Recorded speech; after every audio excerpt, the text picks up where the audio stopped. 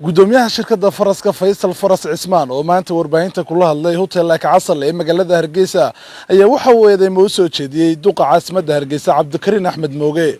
Faysal Faras ayaa eedeymaha uu soo jeediyay maayirka ku sheegay inuu cashuur kordhin xad dhaaf uu ku soo rogay ganacsatada magaalada Hargeysa, waxaana uu Faysal Faras Cismaan uu baaq u diray golaha baarlamaanka Somaliland iyo sidoo kale madaxweyne Muuse Biixi Cabdi iyo xukuumaddiisaba.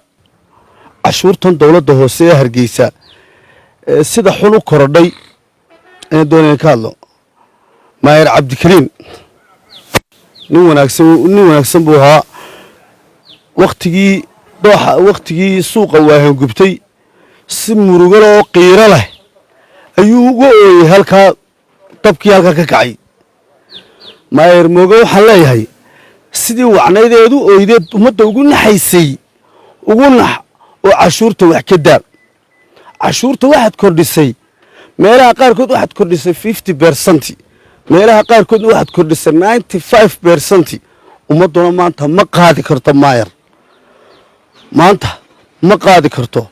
waxa weeye waddanku abaaraa jira, waxaa jira sicir barar baa jira, suuqii waahanoo gubto aan weli dadka ka soo kaban, dad badan oo shalay tijaarahay oo maanta aan tijaarahayn baa jira. markaa waddanku iska tabaalaysan yahay, suuqu iska xun yahay. waxaan leeyahay cashuurta hoos loo eego, xildhibaanada hoos ha u eegaan. waxaan leeyahay dawladda dhexe ha soo faragelisa cashuurta dawladda hoose korodhay. meeyey baarlamaan guddoomiyihii baarlamaanku mee maxamed abiib mee muuse biixi madaxweyne. waxaan ku leenahay ummaddaada u tudh, soo farageli dawladda hoose. cashuurtay kordhisay ummaddu ma qaadi karto. ilaahay baa run jecele. dadka aafooyin baa jiray magaalada Hargeysa. ummadda ma laga qaxinayaa? ummadda miyaa laga qaxinayaa? marka anigu waxaan hadalkayga ku soo gunaanadayaa ummadda hoosa loo eego. ummaddu wakhti xaadirkan ma qaadi karto wax cashuura, oo ummadda cashuurta lagu kordhiyaha laga daayo.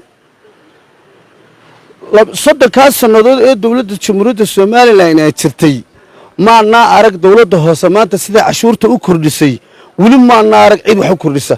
maayar allaalo maayar intaa lee kordhiyaa maanaa arag. dadka waa mid subxaanallah weeyaan. taasu waxaad oran kartaa waa wax la oran karo macnihii waa waxaan ummadda hoos loo eegin bay noqon kartaa. waxaan hadalkayga ugu dambeyn waxaan leeyahay hoosa loo eego oo dawladda u dhexaa hoosa u eegto cashuurta la kordhiyey. ummaddu haddaanay ka hadlayn annagaa ka hadlayna, ummadda u hadlayna. annagaa ummadda dhex joogna, annagaa suuqa la fadhiisana. idinku waxba kama ogidin. annagaa suuqa dhex taagan. ummaddu ma qaadi karta cashuurta intan leeg.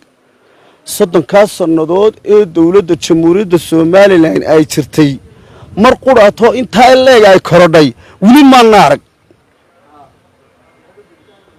marka hoos loo eego waa hadalkan yaan la dhayalsan. ummadda ma laga qaxinaya magaalada Hargeysa. magaaladu waa caasimadii iyadii waa lagu soo qaxee. meel laga sii qaxinaya dadka. hor dadka yaan laga sii qaxinaya waxay qaadi karaan wax lagu qoro. dadka hoos u eeg oo qiirada iyo oohinta sameynaysi run ka ahaato.